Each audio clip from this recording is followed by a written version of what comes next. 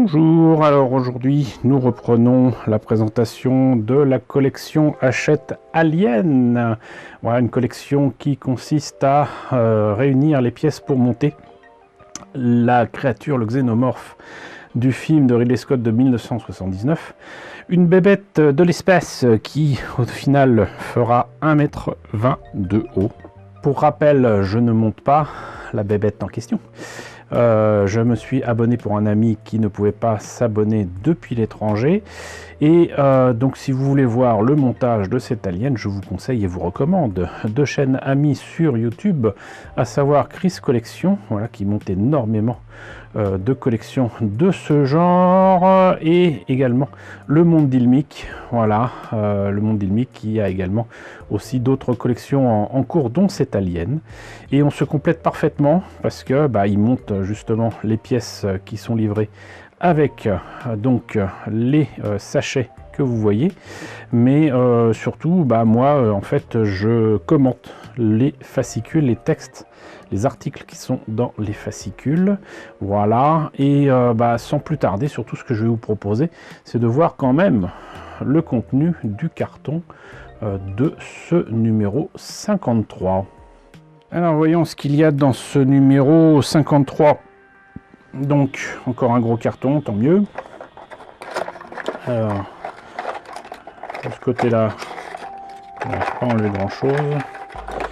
Encore quelques pièces, j'imagine, pour faire la main, des aimants, des vis, et j'ai foutu en l'air le faux fond. Donc voilà.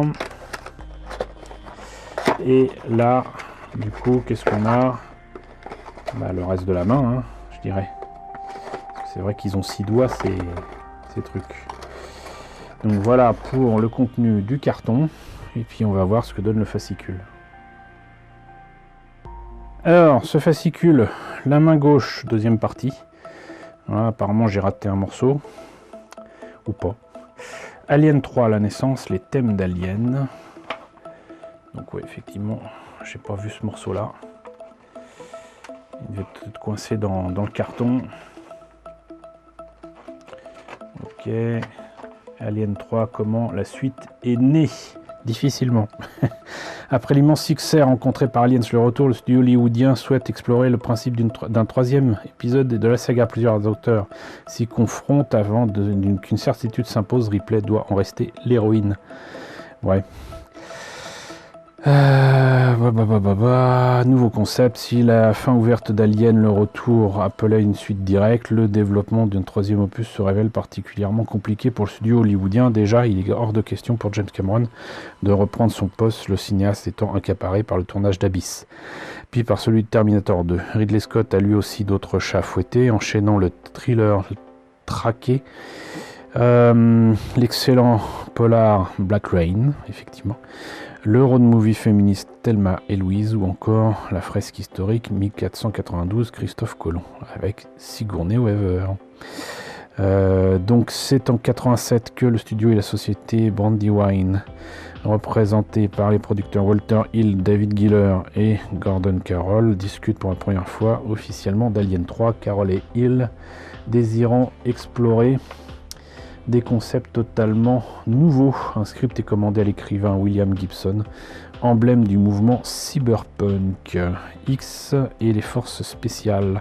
Si l'auteur reprend là où s'arrêtait Alien le retour, Ripley et Newt sont plongés dans un coma artificiel tout au long de l'intrigue, et l'on suit l'autre survivant du vaisseau Sulaco, le caporal Dwayne X, aux quatre coins d'une station spatiale infestée par des aliens. En 1988, le réalisateur Renny Harlin est à son tour engagé suite au succès du cauchemar de Freddy.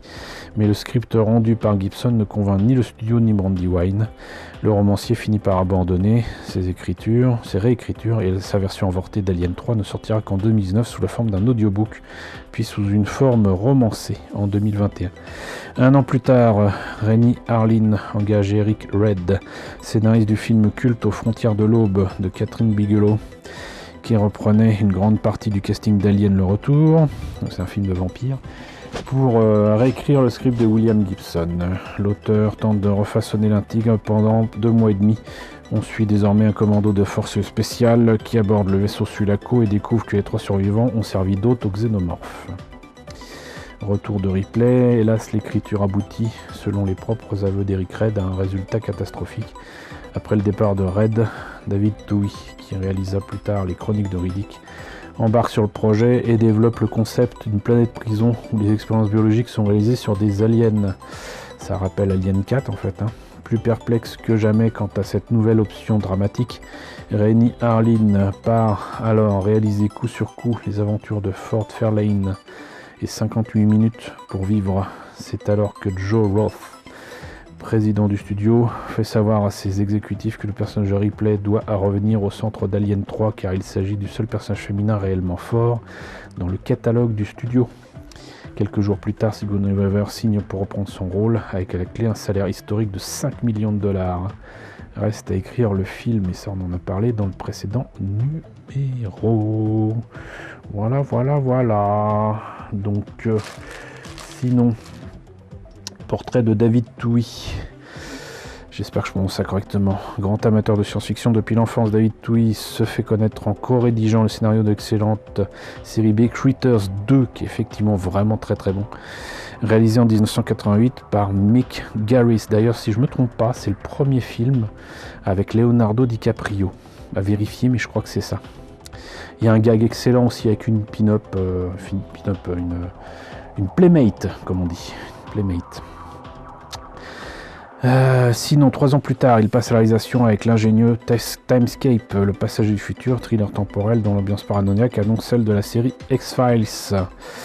Ok, donc là on est début des années 90, en 93, Twohy tire le gros lot en écrivant le scénario du Fugitif, dont l'énorme succès lui ouvre les portes des studios, effectivement. Avec Harrison Ford, après avoir écrit le script de Terminal Velocity en 1994 et surtout Waterworld en 1995, Twohy revient à la réalisation avec le film Invasion, The Arrival, historiquement le premier long métrage à inclure un extraterrestre en image de synthèse. Pas sûr que ce soit vrai. Puis signe Pitch Black, dont l'argument évoque clairement les 2 premiers. Alien, 4 ans plus tard, il hérite d'un budget colossal pour les Chroniques de Riddick, épopée fortement influencée par Dune de Frank Herbert, dont l'acte central se déroule dans une planète prison, comme dans ce scénario d'Alien 3.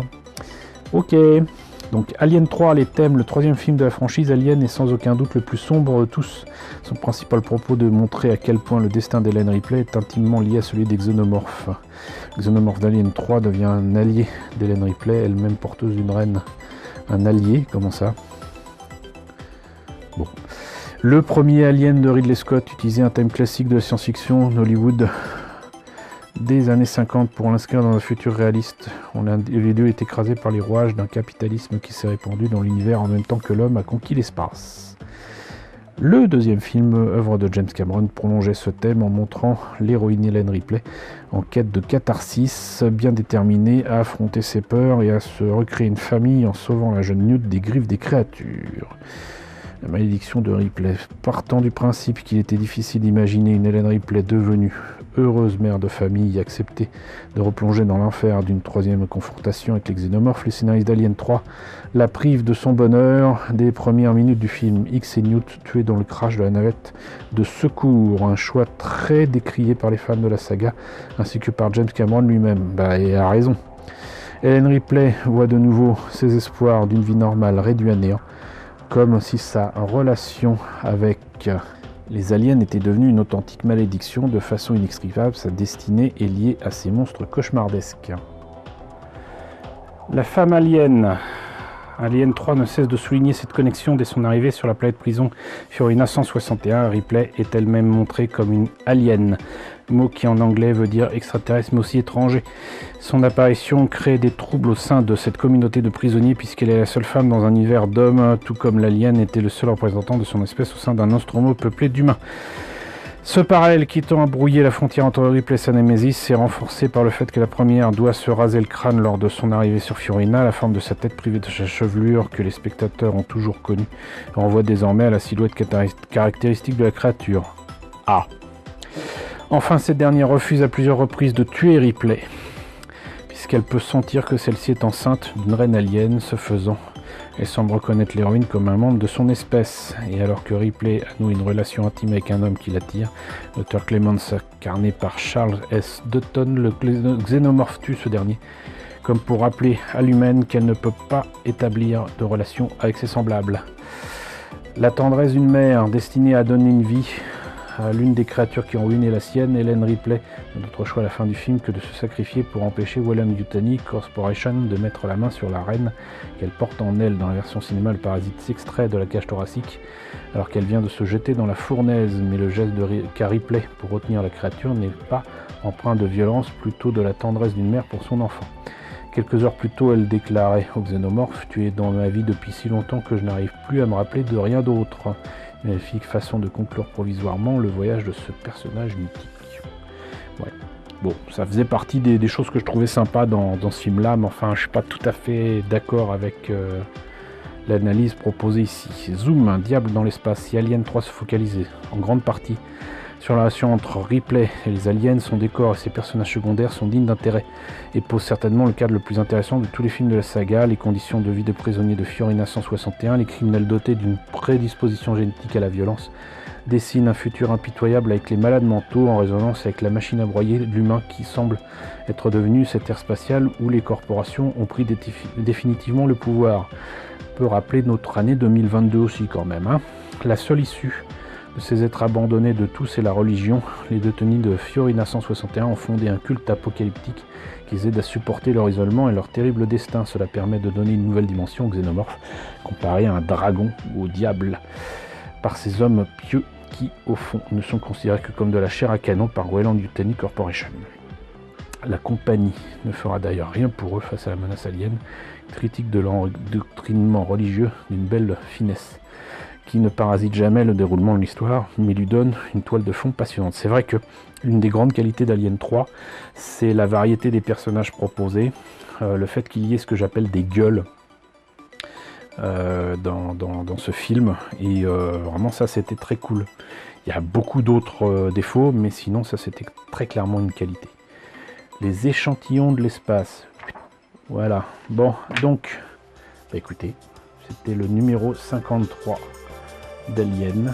Voilà, j'espère que la présentation de ce numéro vous a intéressé. N'hésitez pas à me dire ce qu'il en est dans la section commentaires. N'hésitez pas à liker, n'hésitez pas à partager, n'hésitez pas à vous abonner si ce n'est pas déjà le cas. Coucou aux nombreux abonnés qui nous ont rejoints ces derniers temps. Bienvenue ici. Coucou aux grands anciens qui me suivent depuis 6 ans. Merci à tous votre fidélité, merci à tous votre soutien sur Tipeee et sur Paypal.